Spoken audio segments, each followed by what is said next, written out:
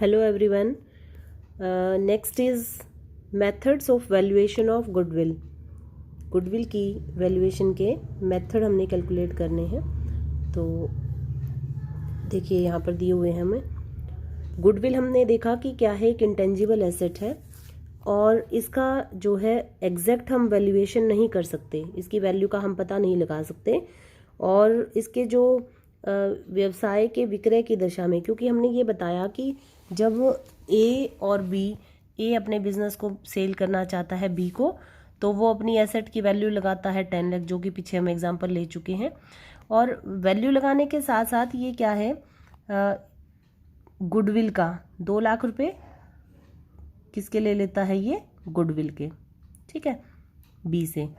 तो अब ये 2 लाख की जो वैल्यू है ये कैसे कैलकुलेट करी कि जो परचेज कर रहा है और जो सेल कर रहा है, तो आपस में वो एग्रीमेंट करते हैं, जिस 2 लाख पर इनकी सहमति बनती है कि ठीक है, गुडविल के बी कहता है कि मैं आपको 2 लाख रुपए दूंगा।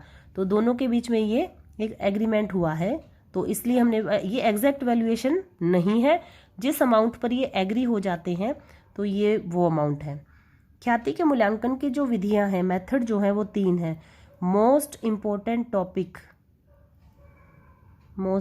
टॉपिक है आपका ये, ठीक है। 99.9% क्वेश्चन इसमें से आता है फाइनल एग्जाम में, तो इसे आपने ध्यान से करना है, क्वेश्चंस भी आएंगे आगे। तो ये देखिए, average profit method, super profit method और कैपिटलाइजेशन मेथड। गुडविल की वैल्यूएशन के 3 मेथड्स हमें दिए हुए हैं। तो अब ये देखो, फर्स्ट मेथड में वैल्यू ऑफ गुडविल हम कैसे निकालते हैं, क्या फॉर्मूला है, एवरेज प्रॉफिट, फॉर्मूला क्या है, मेथड कौन सा है, एवरेज प्रॉफिट मेथड। तो उसमें हम क्या लेंगे, एवरेज प्रॉफिट ही लेंगे, और इनटू में number of years of purchase, ठीक है। ये आपको क्वेश्चन के अंदर दे रखा होगा, 2 ईयर्स है, 3 ईयर्स है, तो हम एवरेज प्रॉफिट निकाल के उस number of year of purchase से क्या कर देंगे, मल्टीप्लाई। क्वेश्चन करेंगे तब आपको ये चीज़ क्लियर हो जाएगी बिल्कुल। तो यहाँ क्या दिया हुआ है इसने, ये ख्याति के मूल्यांकन की सरल और व्यवहारिक विधि है, बहुत सिंपल मेथड है सबसे ये। इस विधि में गुडविल की जो वैल्यूएशन है वो कैसे की जाएगी, कुछ गत वर्षों, पिछले साल के जो प्रॉफिट्स हैं, जैसे कि आपको दिया हुआ है 1, 2, 3 साल के प्रॉफिट दे रखे हैं, इसका 10,000, 5,000 और 5,000, ठीक है। तो ये देखो, इसका आप टोटल कितने हो गए प्रॉफिट, ये 20,000।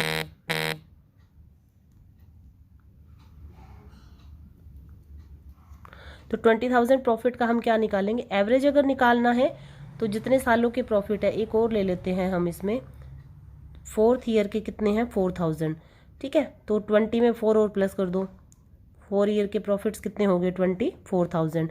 एवरेज यदि निकालना हो तो नंबर ऑफ ईयर, कितने सालों के प्रॉफिट लिए हैं उससे डिवाइड करो, तो कितना आ गया एवरेज, 6,000। तो ये क्या है, एवरेज प्रॉफिट।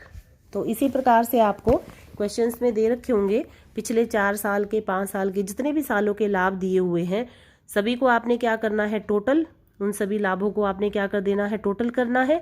और एवरेज निकालने के लिए जितने भी ईयर के प्रॉफिट लिए गए हैं उससे डिवाइड कर दो। 4 साल का लिया हुआ है तो 4 से डिवाइड हो जाएगा, 5 का ले रखा है तो 5 से डिवाइड कर दो, ठीक है। तो एवरेज प्रॉफिट निकल आएंगे। तो एक बार मैं आपको इसका एग्जांपल लेकर बता देती हूँ, जिसे अभी लिया है हमने।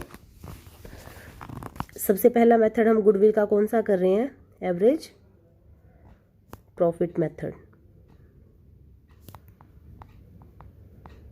ठीक है। एवरेज प्रॉफिट मेथड में वैल्यू ऑफ गुडविल का फॉर्मूला क्या है, एवरेज प्रॉफिट इनटू में number of years of purchase. अब आपको ये number of year of purchase तो क्वेश्चन में दे रखा होगा, 2 है, 3 है, एक दे रखा होगा आपको भी, 2 ईयर्स है। अब आपको निकालना क्या है, एवरेज प्रॉफिट। एवरेज प्रॉफिट कैसे निकालेंगे हम, 1, 2, 3, 4 ईयर के हमने जैसे ले लिए, 10,000, 5,000, 5,000 और 4,000।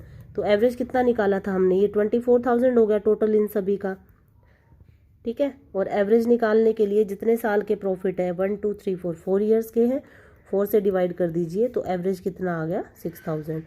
और number of year of purchase कितना था, 2, तो 2 से मल्टीप्लाई जब करेंगे तो ये गुडविल की वैल्यू कितनी आ जाएगी, 12,000।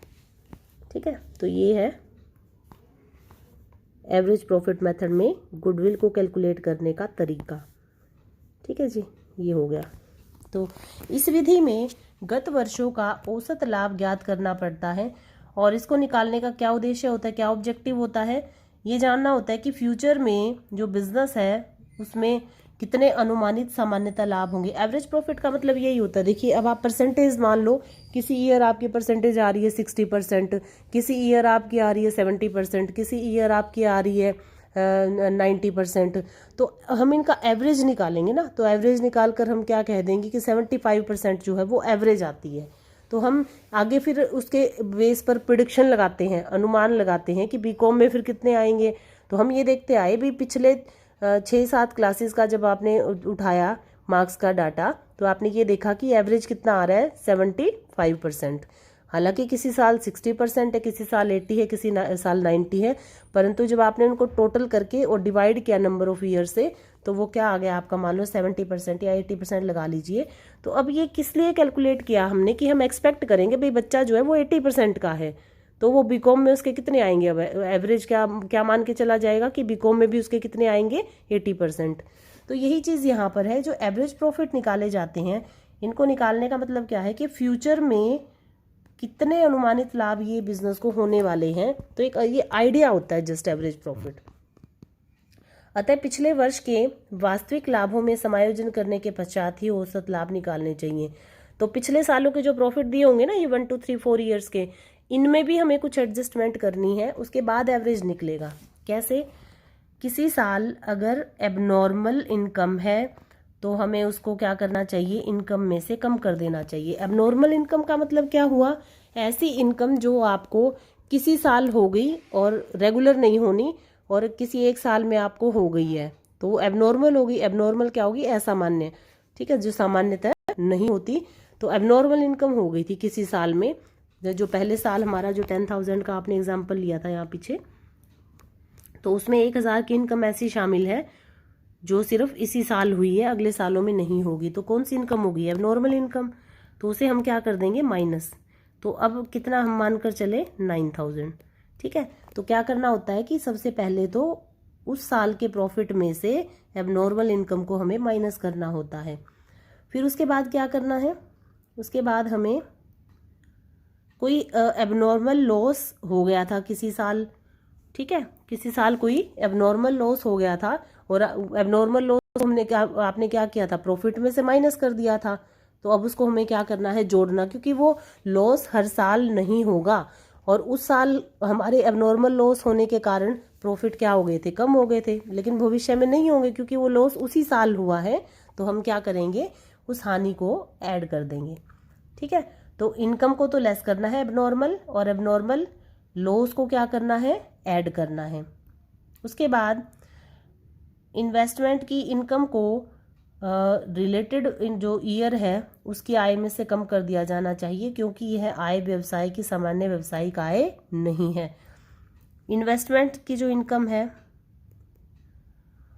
उसको भी इनकम में से कम करना चाहिए। इन्वेस्टमेंट की इनकम क्या होती है कि जो प्रॉफिट्स सरप्लस बच गए थे, फालतू बच गए थे बिजनेस के पास, उसने क्या किया, उनको इन्वेस्ट कर दिया, कहीं बाहर दूसरी कंपनी के शेयर्स में लगा दिया। उन शेयर से उनको क्या है भाई, डिविडेंड मिला, तो इनकम होगी ना बिजनेस की।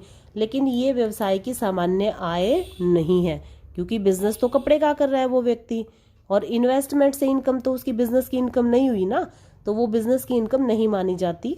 तो इनकम फ्रॉम इन्वेस्टमेंट